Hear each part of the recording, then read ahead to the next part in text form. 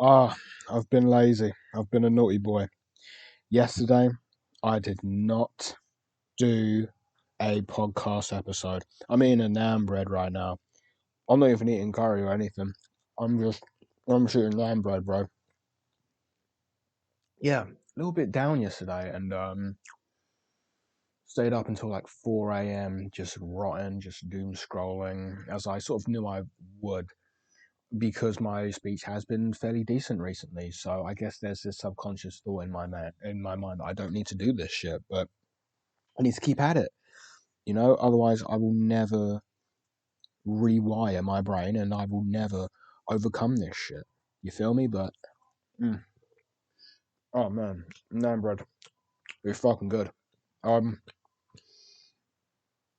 I didn't end up going to that date that I sort of had planned um on the Saturday because the trains stopped working.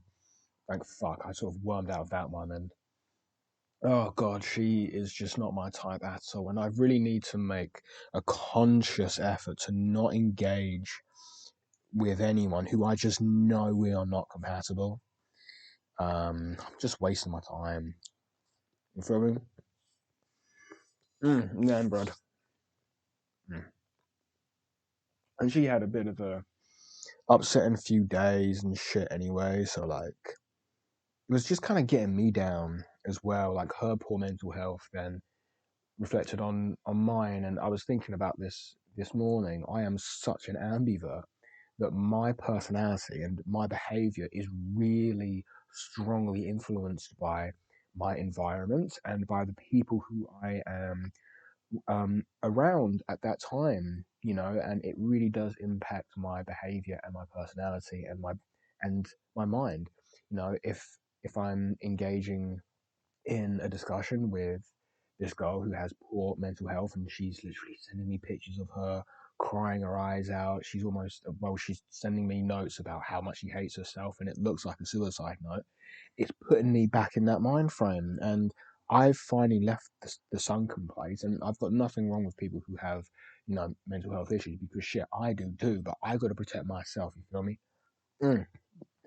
I got to eat this naan bread. You feel me? Mm. Yeah. So yesterday I literally did nothing, and it felt like a bit of a waste of a day. And then because I was wasting my day and wasting my time, then I got even more down. But it all started from literally just this girl who was almost like not love bombing me, but like the opposite, almost like depressing bombing me. And it was like, oh, I'm not even dating you. Like, what the fuck's going on here? Mm, I'm just right now, bro. You feel me? And then, mm, yeah, bro. Mm. And then yeah, it was the anniversary of Lil Peep's death yesterday. Stayed up last night to rewatch the Little Peep documentary, Everybody's Everything. I've seen that a few times in my life, and it's just so captivating. I mean, what a life he had! Truly, what a life! You know, it was a real artist. You feel me? It was mm, mm, remembered. Nice. Yeah, because I don't know. It's just crazy, even thinking that this guy was literally like a year and a month and a week older than me, and just the amount of shit that he achieved in his life at that young age of 21 is sort of nuts. And I think they need to almost redo another documentary on the like afterlife side of things, because Blue Peep got fucking huge after he passed away because of the documentary and Come Over When You're Sober, but also his sound that he really pioneered really took off, and it really went commercial. Really? Mm. Mm. Yeah. Mm. Mm. Very nice. But yeah, sad man. Really, really, really sad. And I saw this like statistic type shit. Fucking Hold on. Oh, man, bro. Mm. Mm.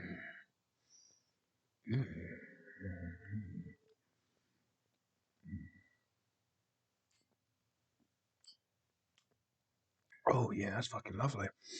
Um, that like London is like the city with the most like rap listeners for a lot of rappers like Playboy Carti. Like a lot of them, like London's on top. And it's so weird because I've never met a person who likes the same music as me. I've never met someone who really likes Lil Peep. You feel me? It's fucking, it's fucking weird, bro. You know what I'm saying? Like X, Juice, Peep, Pop, and me. Like we all are around well, were around the same age and shit. And it's just, yeah, man. It's just crazy how he really did it. You know what I'm saying? Like he was really living that life, man. Um, yeah. R.I.P. R.I.P. to Pete. You feel me? Like the last one that we really got left now is really Carsey and Uzi. To be honest, um, I'm drugs. I've always played Boy Carti. I think it's like, oh, actually, how old's Lil Uzi?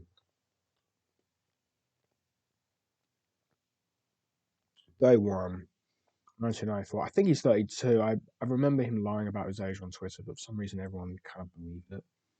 Um, so yeah, he's in his early 30s.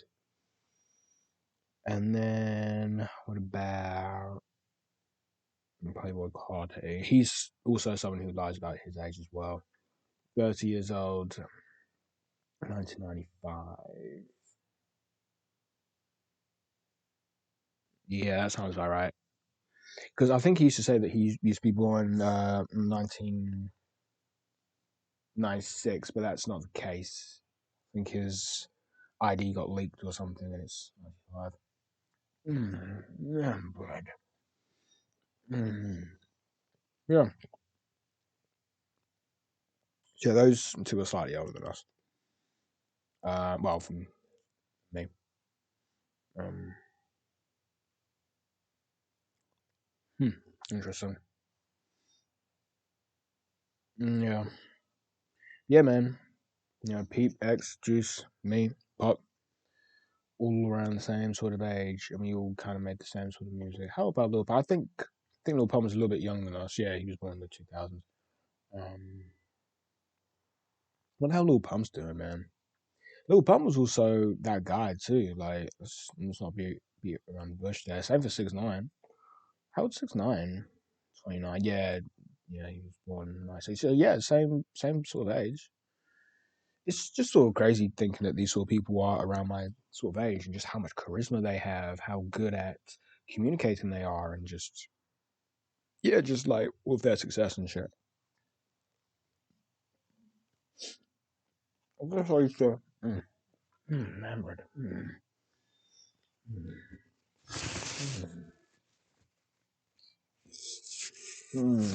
Oh yeah, I do like remember it. Yeah. Um, thinking Bobby. Yeah. I think I used to.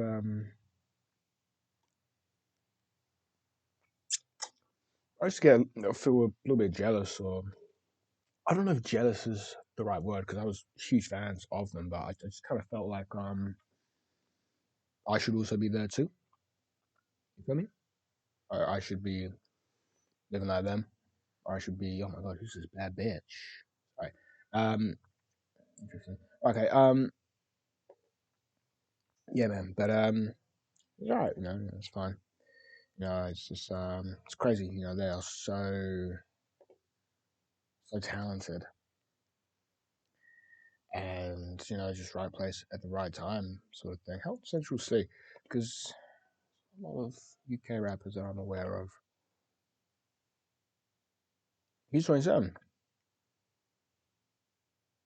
Okay, no, I'm older than Central C. That's crazy. Even that, you know, just super happy for his success and shit. You know what I'm saying? Same. sense of age, I'm actually slightly older than them and shit. You feel me?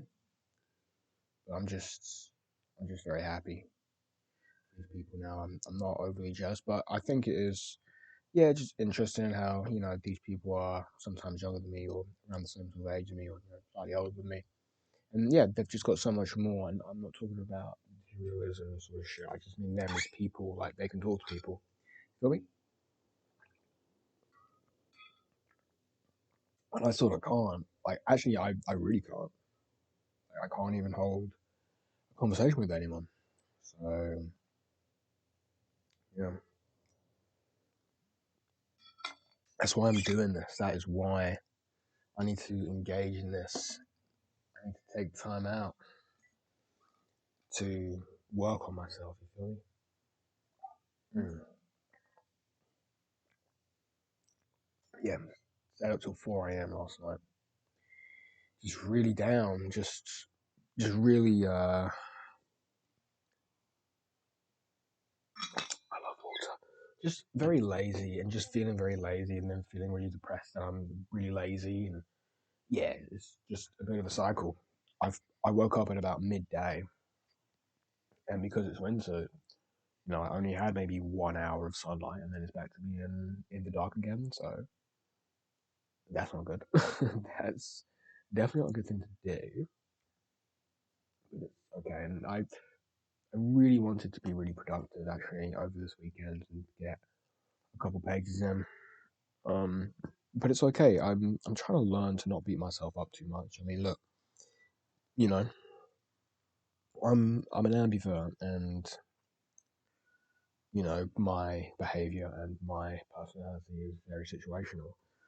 Um, and yeah, I do think I'm not trying to put the blame on that girl because ultimately I'm trying to not be a dick to her, but obviously she's having a rough time.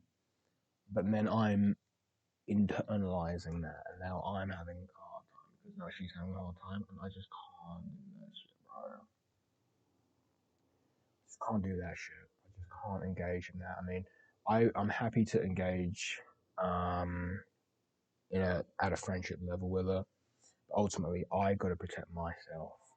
You feel me? And I am deadly serious about starting another podcast where I discuss more stuff like this, where it's like I need to relearn how to live, and that's going to dive into social skills. That's going to dive into pushing myself out of my comfort zone, not just staying at home all lazy and shit. Actually trying to meet people, actually trying to go out, trying to live. You feel me? Yeah, it's like I was rewatching that Kid Cudi interview that he did with Pharrell on the other time, radio station podcast thing. This must be nearly 10 years ago now, surely. And Kid Cudi was saying stuff like when it was his 27th, it was like he couldn't really celebrate because he was just convinced that he was gonna die at 27, like Kurt and Amy and Hendrix and shit. You know what I'm saying? Just do that whole rockstar thing. So he wasn't even happy. And then it was like stroke of midnight on his 28th or something. It was like, okay, cool. He can, and then he just felt more relaxed. And then, if he dies, it's not part of some like weird, twisted, sick thing that happens with, you know, rock stars when they turn 27. It's like, it's whatever. So I think I'm gonna re-celebrate on my 28th. This year, 27th, definitely my rock star year. Definitely my rock star year. But I've not done a whole lot of rock star shit. I mean, actually, no, I have done a lot of rock star shit, to be honest with you. But I mean, I guess I would have liked to have done a little bit more reckless shit. But then it was like, I don't know. I sort of like how I'm feeling in this current moment. I feel very mature and I feel like I'm on a path. I've actually just thinking about it. What was the last time I had alcohol? The last time I drank alcohol was the work summer party, which was the 4th of July. So August, September, October, November. So it's been about 4.5 months since I've last touched alcohol, and I feel really good. This is probably the longest I've gone without alcohol in quite a while, actually. I don't know if I have a problem. I mean, I would say I have a problem because obviously I can stop because I've not had alcohol in 4 months. I do have some in my room and I've just not touched it. Um, I think it's just when I do it, I just do it too much. I think that's my issue there. I just can't stop. Um, I just like to have a good time, but then sometimes I go a little too overboard and shit. You know what I'm saying? Um, yeah, I'm actually looking forward to next year. I think I'm going to allow myself to celebrate living a little bit more, and I'm definitely looking forward to seeing how my social anxiety, my speech anxiety is going to go. Right. I was thinking halfway through this, should I just make this a filler episode? But no, I really want to engage in this book. I really, really, really do. So let's get this ready. Let's get this ready. So we left off on page 72. Let me just get all this ready in my notebook. Okay. The time now is 16 minutes. Let's say 45 seconds, and I'll get this shit on the go. 1, 2, 3, 4, 5. Right, okay. Page 72. Lovett. Let's go. After I finished writing my story about stuttering and had fully defined my personal, unfettered methods of stopping stuttering, then I researched online and purchased and reviewed most of the books that I could now find about stuttering, several dozen, some of which are listed in the bibliography. Only one of them existed when I began my battle with stuttering, but I never heard of it until now. There are usually more than one road to Valhalla, and many of these other books are helpful and may help you immensely, but I did not find anything in them that replicated my methods. But of course, they might do much more for you. Most are short, and you could likely read them all in a month or two. I have inserted references in my books to these other books. Wherever they seemed pertinent, well, what is this? Pertinent, which means relevant. And, oh my lord, efficacious. I guess that's effective. I've also inserted my comments on them in part 3 of this book. I have listed these and other books in the bibliography at the end of this book. While all of them can help at some level, I respectfully submit that diligent application of the techniques in this book will suffice for most. And frankly, I was unable to find any methods in any other books and would have maternally expedited the methods that I created and delineate herein. Ruth Mead's book is an exception. Her writing of autosuggestions, write that down. So autosuggestions is AS. AS is autosuggestions. May well offer a noteworthy addition to my visualizing and repeating of autosuggestions and my other methods. In the second edition, I included a new section 10, Speech is a River, in commentary upon Ruth Mead's excellent book by that name. Let me write that down. Speech is a River. Let me copy that. I do have a note about Ruth Mead, but I'll put in there hyphen speech is a river. Okay, with comments on a few other books as well, all recommended to me by my people who stutter mates. If you have tried to stop stuttering, you have surely stumbled upon some of my methods. I simply have an arsenal of weapons and a system for using them that will help you. My School of Hard Knocks self taught techniques should enable you to stop your stuttering, not in decades, but in less than 1 year. And my people who stutter Skypees seem to be stopping stuttering within a few months after our first Skype. It does require that the person who stutters master and apply these techniques while refusing to accept stuttering as their fate in life. Stuttering needs not to be your life sentence, your destiny. It can be your biggest victory, as it became mine. As with so many things in life, your perseverance, dedication, and self discipline will determine the speed and degree to which you stop your stuttering and then watch the fears slowly die. Each time you defeat a stutter threat, your fears diminish faster.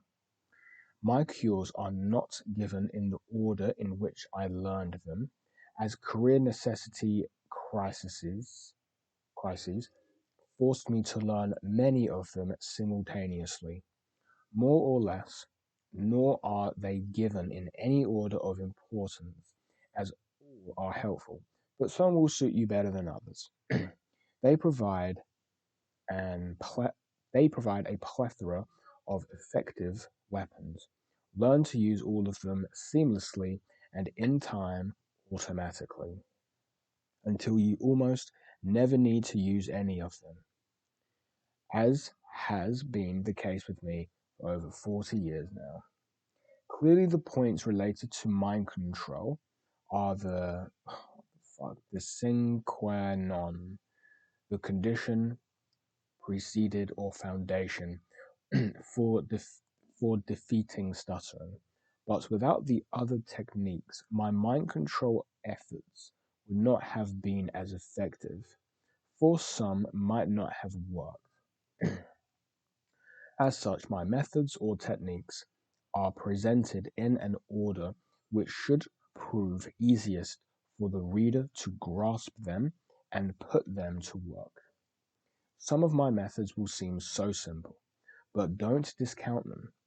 Each is, at minimum, a valuable tool or crutch which may, by itself, save the day on some important occasions, thus avoiding a damaging relapse which compounds your stuttering. The key to overcoming fear of stuttering is to minimize current and future incidents of embarrassing stuttering and to implant positive incidents in your mind's memory and image bank. Write that down. MMIB stands for mind's memory and image bank. And that is precisely why oh, why many of my methods enabled me to do. The word techniques sounds a bit like tricks or gimmicks, and in that sense, it is misleading. Now I use the term crutches. We use a crutch to allow a broken leg to heal. Oh my god, I will say this dude is just repeating the same fucking thing over and over and over again. Holy fucking shit. I can't wait until this book actually starts. This dude's just fucking rambling, but alright, dude. I now use the term crutch. We use a crutch to allow a broken leg to heal. I honestly think I've read that about 6 times. For fuck's sake. Okay, I could have called them tools to fix things or stitches, which we use to close an open wound until the skin can reconnect and heal. Neither crutches, tools, nor stitches need to be used once the job is done, but they do allow building and healing. Similarly, we use my crutches to give us time to heal our minds and train them to allow us to speak spontaneously and instantaneously without planning or pre thinking any words at all. For most people who stutter, the less time they allow a lapse before they speak, the less they stutter.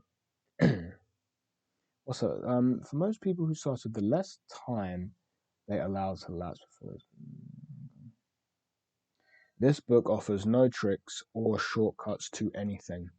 Quite to the contrary, this book urges a new way of thinking and methods of jump-starting and perpetuating such things, which should lead to a new way of life, a life in which you take control of your mind and hence improving your thoughts, your body, and your karma.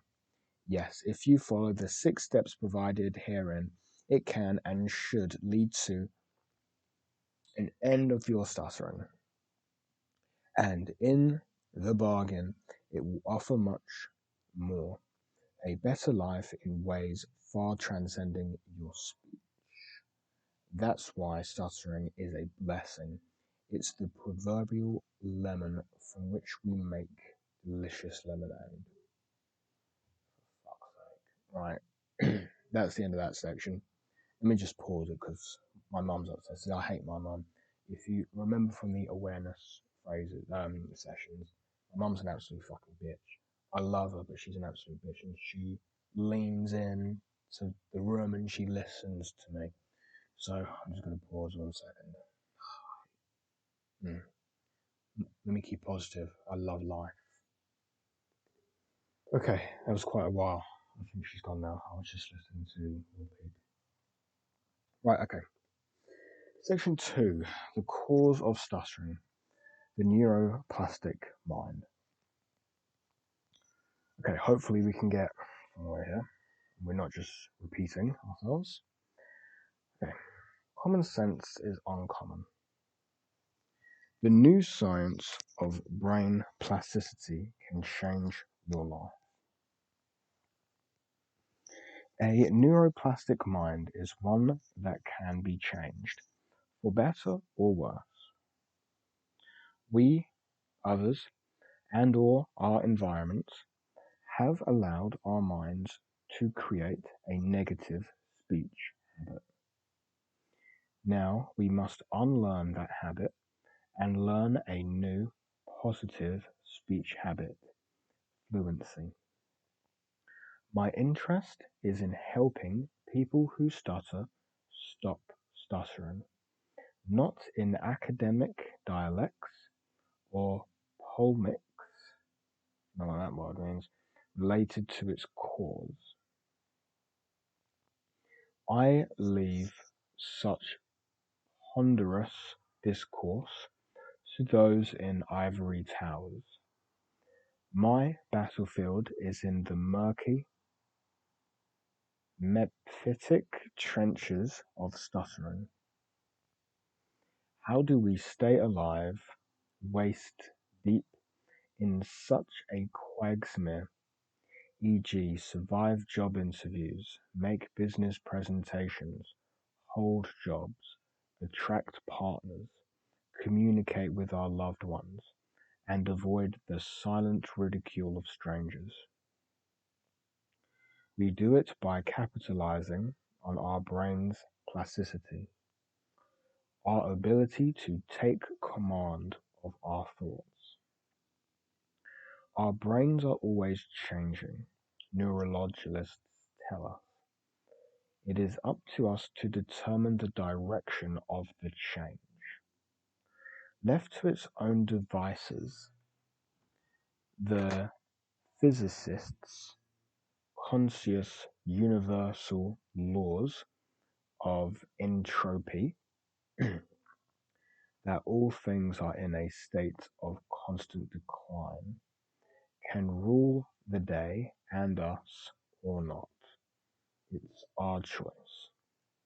Stuttering is a trained response. Like it or not, we allowed that habit and its automatic halting responses to speech to be created, and only we can reverse this process in our minds. Surely you grasp the inescapability of that conclusion. I fully agree. To cut to the proverbial chase, after engaging in some again, 2,500 sessions of coaching hundreds of people who stutter by early 2019, I can generalize the cause this way. One key to the cause of stuttering is determining when it began. Stuttering begins when children, predominantly 3 to 5, some 6 to 10, a small percentage in their teens, and a very few even in their tweens, stumble over words, and they are either corrected or mocked. As they strive harder to please, they compound their mistakes. The snowball of stutters thus begins. Many begin with their parents correct their innocent stumbles. See, for example, the success story, the success story of Marley, age 4, on the Speech Anxiety Anonymous website, which I will not click. But by all the most common situs of the first memorable stutter is school. When the child is asked to say his, her name, or to otherwise talk in class. This most frequently occurs in pre-kindergarten or first grade. See many of the success stories on the Speech Anxiety Anonymous website. Tragically, as the success stories demonstrate, well-meaning teachers, in an effort to help, make the problem explode by asking the stuttering child to talk even more than most, to thus practice and learn to speak normally, which compounds the problem and entrenches the stuttering deeply. A classic case on point is the earlier mentioned person who stutters, who tells his heart-wrenching story of tortures at school in his video, as given at the end of his success story. Another once heavy stutterer tells his story. I'm not clicking these links, bro. Right, moving on. Stuttering's first instance is usually when speaking to a group or to someone who even unintentionally imitates. Is that imitates? Intimidates, that's it. Intimidates the stutterer. Since all know that stuttering has no organic cause, such as a forked tongue, malformed mouth, larynx, or the like, it is clearly a psychosomatic, a mental problem. Agreed, it is a mental problem. But the various stuttering books which I read seem to conclude that the mental cause of stuttering remains a mystery. To me, the casual mystery is the simplest speech mistake that spurs correction or mockery, and thus embarrassment, which generated fear of future mishaps, and once fear of repeated errors takes over, stuttering becomes frequent, and multiple memories morph into an automatic response. Regardless, once commenced, like any malignant disease, it feeds upon itself, reproducing and spreading, sometimes with alarming speed. But why? The precepts of neuroplasticity include the Hebbian rule, which is what fires together wires together, and wiring together increases teamwork among neurons, aka brain cells, which increases practiced behavior. Donald Hebb was a Canadian psychologist who fathered models to explain brain remodeling. In simple terms, the more your brain does a thing, the more that thing will become a habit and an automatic response. The Hebbian rule demonstrates that the process is reversible. Let me copy that. Hebbian rule.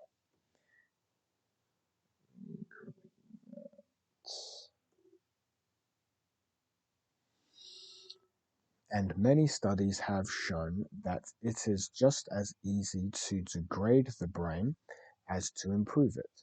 See Softwired by some dude.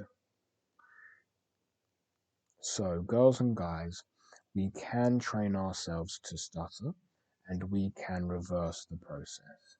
For seniors, be of good cheer because studies show that the brain can be substantially rejuvenated by training to achieve levels that approach the prime of life. So, age is not an excuse to continue stuttering. Stuttering is an effect, not a cause. Once the cause of anything is identified, the effect can be altered or eliminated by altering or eliminating the cause. Stuttering is an effect, not a cause. Yeah. Once the cause of anything is identified, the effect can be altered or eliminated by altering or eliminating the cause. Curiously, medically speaking, we seem to stutter as a matter of subconscious choice. But why do we make that choice and do so over and over again? Once again, habit. It has become habitual. Habits, however, can be overwritten, buried in an avalanche of contrary memories and repeated thoughts and disciplined refusals to keep reopening the stutter block wounds by not allowing ourselves to hear more stutter blocks. Use it or lose it, goes the anoxen. If we don't stutter long enough, we will forget to stutter. In my personal case, the cause of stuttering was not a mystery. One embarrassing incident disturbed me so much that I thought about it constantly. My fear of it caused a second incident and a third ad infinitum. This stutter snowball was driven by fear.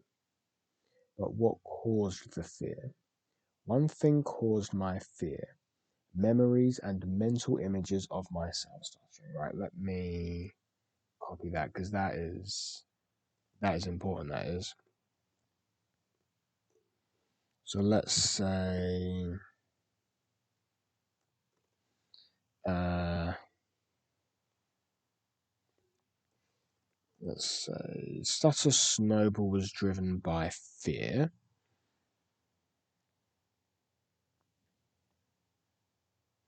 By fear. One thing caused my fear: memories and mental images of myself stuttering. That is real. What I refer to as my mind's memory and image bank. I am convinced that the mind remembers everything that it experiences, whether we can recall it on command or not, and it retains images, pictures to match. A stutterer's mind becomes dominated by stuttering memories with images to match. After a while, the stutterer can think of little else except his her fear of stuttering the next word. I can vividly recall a time when I thought about stuttering over 50 minutes of most hour. A stutterer's hell. At some levels, this can tragically become a life in silence, a, a life largely alone, a lost life. My heart breaks when I see other people who stutter now entering that hermit's life, some unwilling to even try to extricate themselves. Others try for a while but become discouraged and quit. It took years to create a mountain of stutter memories and stutter automatic responses, and overwriting them takes time too. However, we need to create an automatic mental response system that expeditiously rejects the fear, which make us choose to stutter. Such an automatic mental response system would block the fears and expunge the stuttering weeds each time they tried to emerge. And we would simultaneously and automatically in time plant good seeds in lieu of those fears, such as the conviction, conscious and subconscious, that we must choose not to stutter. Every good deed pushes out a bad weed. What perpetuates stuttering? Once we have begun to stutter, what keeps it alive and often growing? Hearing ourselves stutter. But what do we do that perpetuates it? We think and plan words. It is always one word that begins the stutter or block. How can we avoid this? We must teach ourselves not to say the word that we are planning and to say any words that we are not planning, and ultimately to speak without thinking. Let me copy that.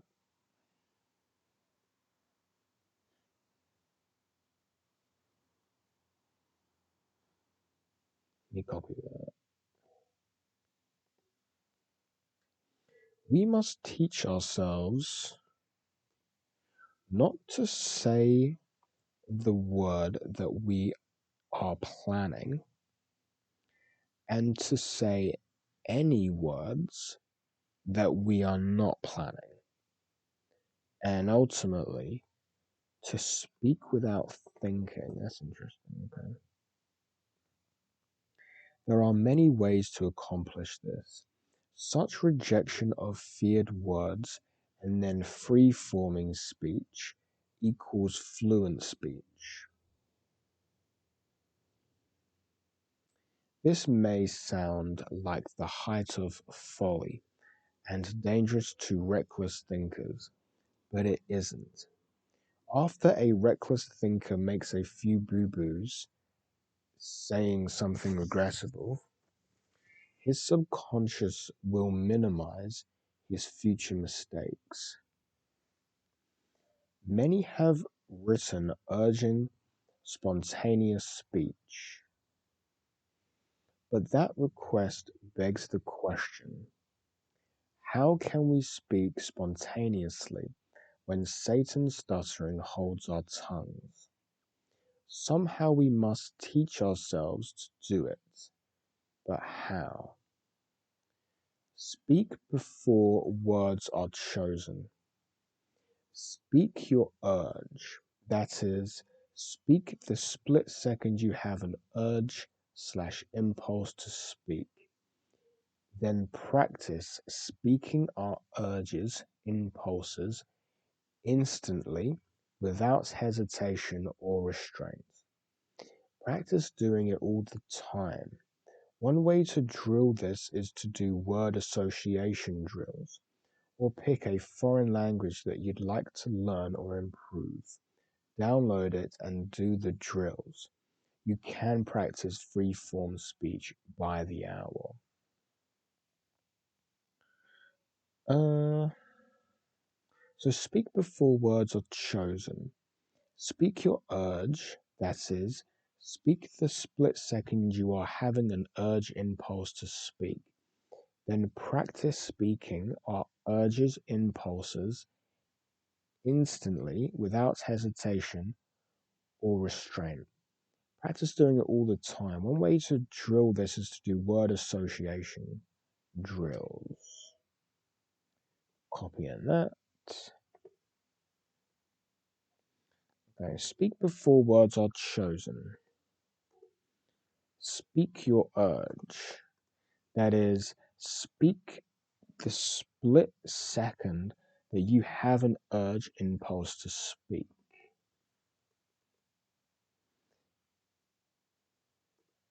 Then practice speaking our urges impulses instantly without hesitation or restraint. Practice doing it all the time. One way to drill this is to do word association drills. Okay.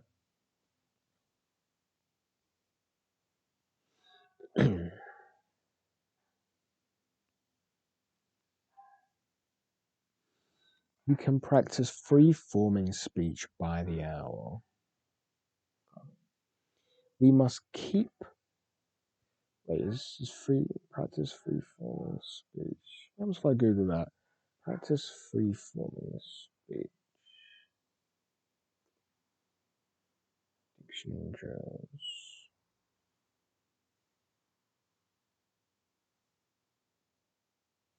Okay.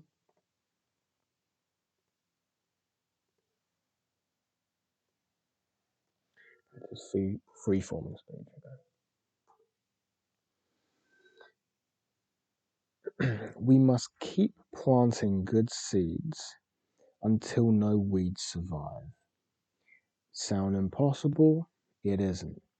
By using steps 1 to 4 in sections 4 to 7, we can quickly begin to win little victories over stuttering, and when we use all 4 of those steps, we will win many little victories, and these victories will become cumulative, and each slowly building a stuttering free MMIB, which stands for Minds, rather MMIB, Minds, Memory, and Image Bank.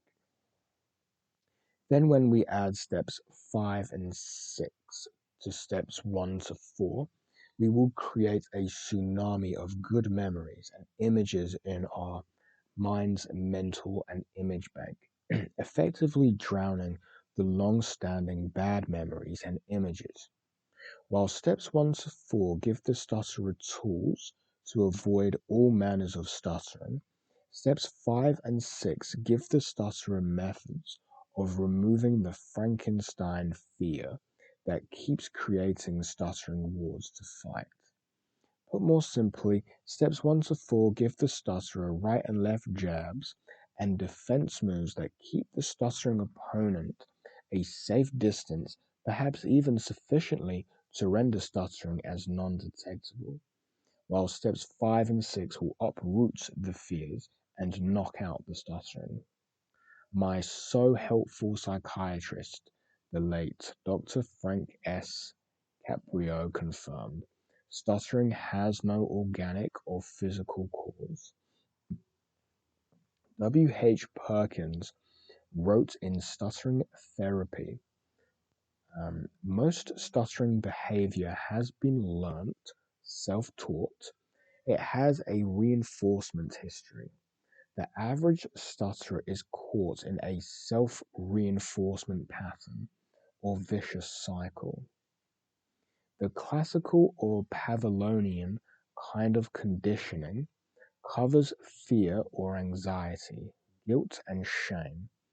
Attitudes and feelings are mostly acquired through this kind of conditioning. The problem, then, is between our ears and we put it there, however unwittingly, and therefore only we can remove it. This is the most frustrating thing about stuttering. It's not a physical impediment, it's psychosomatic. We create it, foster it, fester it, feed it, permit it, and even force it upon ourselves over and over and over again every day. And we know it, but we don't seem to be able to do anything to cure it. I knew this intuitively when I was at my stuttering worst, but I couldn't stop it. But this slowly dawned on me. Since the problem is between our ears, the solution is between our ears, as is with most of our problems. As we solve our speech problem, we can then solve many other problems. You are surely screaming, I know that, but let's think about it. Controlling our minds should be easy, but as to stuttering, it seems impossible. It isn't. With planning and diligence applied, determination, it can be done. Indeed, any psychiatrist will tell us we are the bosses of our minds. See mind related books listed in bibliography. As psychiatrist Caprio said, and psychiatrists generally agree, we have free choice to accept or reject thoughts. Nothing compels us to think anything. When negative desires or ideas rear their ugly heads, we must use our mental switch to reject them. One of my grandsons, a quite bright and already successful 20-something lad, argues that we can't control our thoughts. But in addition to proving this fact in my own life in a myriad of ways, I proved the point in an earlier book of mine, Happiness in 7 Steps, which is available on Amazon Kindle, and in various essays, observations as I prefer to dub them, which can be found on my personal website. We can and must control our minds. Throughout this stuttering book, I'm going to add further support to this point because mind control is the most important tool to stop stuttering. Let me copy that. I think that's important to note. You scroll down. Mind control is the most important tool to stop stuttering. An eloquent metaphysician, Mary Baker Eddy, once wrote in Refutable Logic, evil cannot enter a mind already full. Full means full. The simple truth says it all. A mind that is packed full of positive thoughts will not have room for negative thoughts. Negative thoughts cannot enter, much less thrive, in such an environment.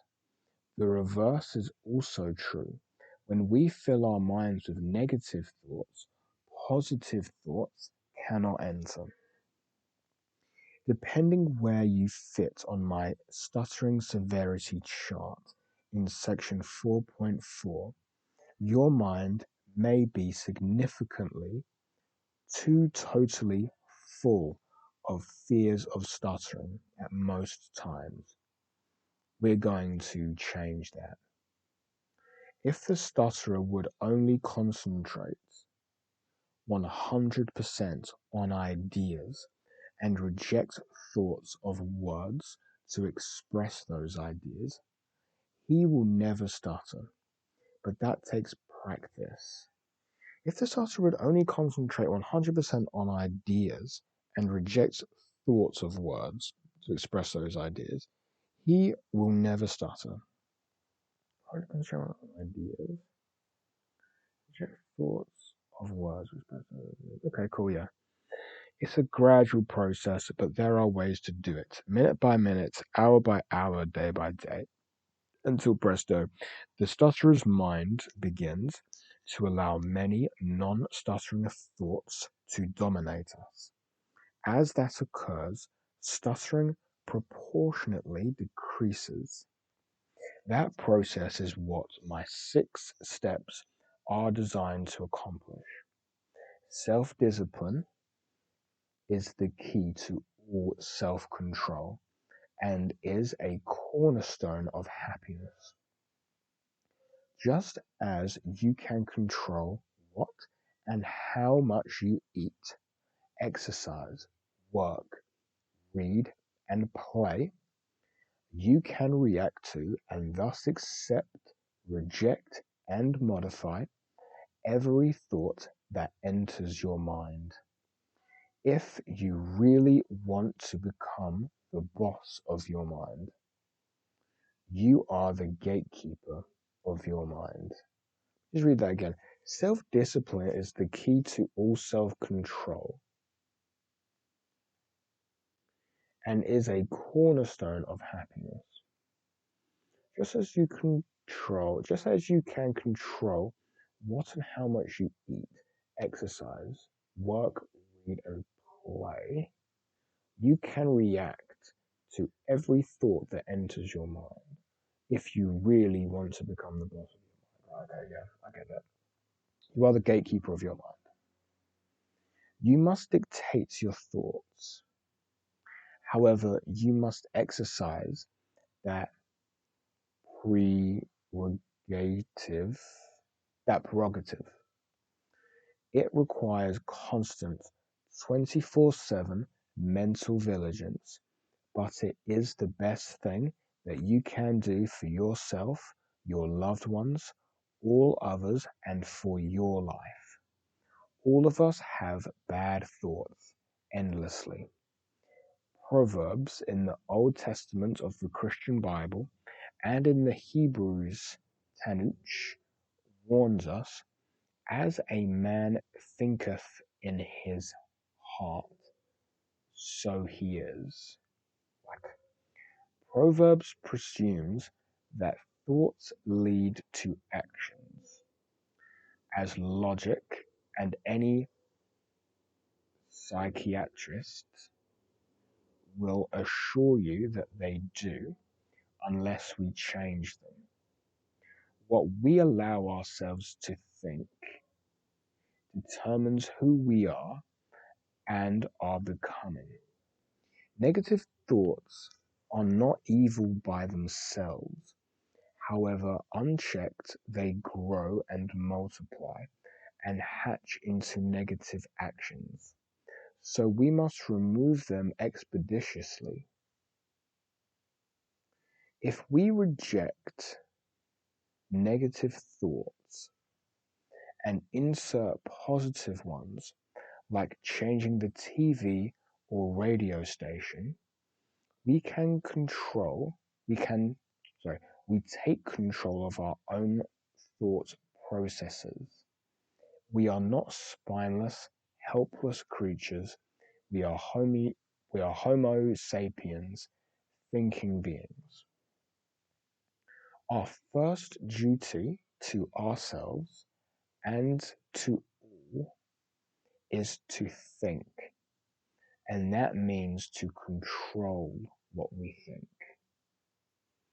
The most important use of our logic is to take firm control of our thought processes and begin demanding positive thoughts. Yes, again, this is a 24/7, even minute by minute process.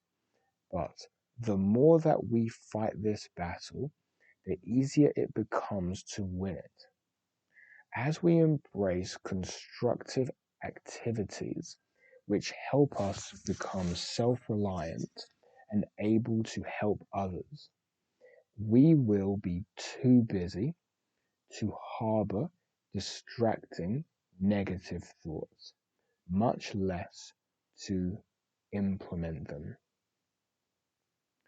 So, as we keep our minds busy with and full of positives, negative thoughts will be blocked out. Agreed. As the author of three number one New York Times bestsellers, Looking Out for Number One, Winning Through Intimidation, and Restoring the American Dream, plus an intriguingly informative website, Robert J. Ringler observed, we live within our minds. It's not events that shape our world, it's our thoughts. And who controls our thoughts? We do. Let me pause there. I need a little bit of a break. I feel like this is a result of having a day off from reading. I'm getting quite physically and mentally tired. It is 8:20. Just pause. Okay, I've taken a little break. I believe it's called the Pomodorian method, where you do a chunk of work and then you take a little break and then you jump straight back into it. Saying that, there's only one more page of this section and then it goes into section 3. So I think I'll just read this page and kind of call it a day and just try and be more consistent over the next week. And so, okay. In sum, since it is a medical fact that stuttering has no physical cause, stuttering is a choice that we make, a choice driven by fear, which is driven by our memory bank. The stuttering problem cannot exist or continue unless we sanction its very existence and constantly reinforce it by dwelling on our memories and images of it. As we take control of our minds, however, and load our minds full of positive thoughts and diligently remove negative ones of all stripes, stuttering will subside progressively until it effectively disappears from our thoughts. The methods described herein will enable you to shackle stuttering and the fear that creates it in a user-friendly, step-by-step process. First, however, we need to delve further into the process of taking control of our mind. Okay, this is actually okay. So this is where this section ends. Thank God, because I feel like now he's kind of winding down with some of the yapping. I mean, this guy's repeated the same shit about 2,500 fucking Skype calls and shit. Like, he's just repeating the same bullshit. But now I feel like it's actually getting into something which I'm very interested in, which is neuroplasticity. Because I fully agree with what he's saying here. We can rewire our brains, we can remap our thoughts, we can control our thoughts. And that's something that I've wanted to do for years. And it's something that I have been aware of. I'm fully in agreement with what Lee is saying here. I think it just makes so much sense. I really want to copy something. Um, Stuttering is a choice that we make, a choice driven by fear, which is driven by our memory bank. The stuttering problem cannot exist or continue unless we sanction its very existence and constantly reinforce it by dwelling on our memories and images of it.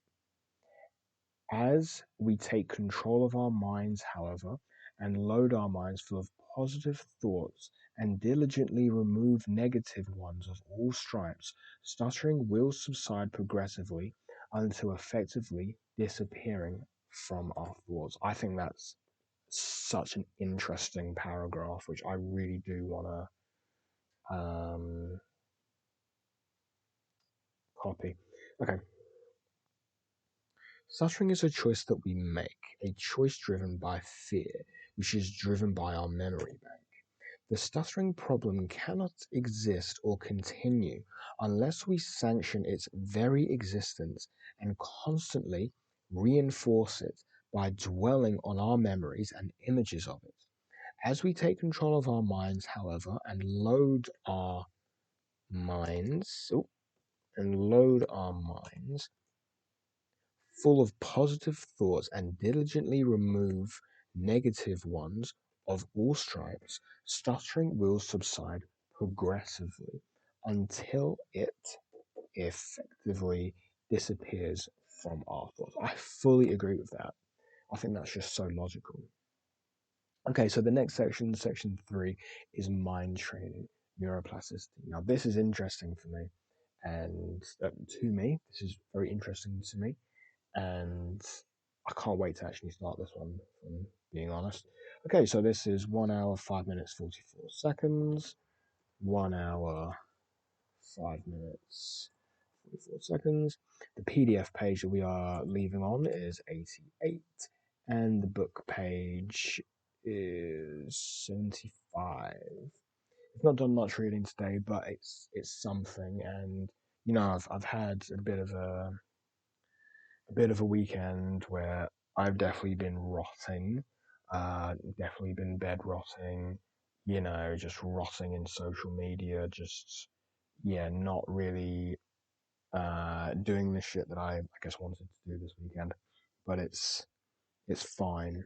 Yes, I could argue it's a weekend wasted, but it's not really because, um, as this book is just saying, let's try and inject positive thoughts in. So yeah, I didn't do what I planned this weekend, but a positive is I'm going to remember this and I'm going to stay conscious and take control of my thoughts and my mind and my actions.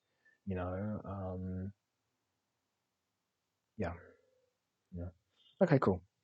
This has been good. This is a smaller episode, just over an hour. Okay, thank you, and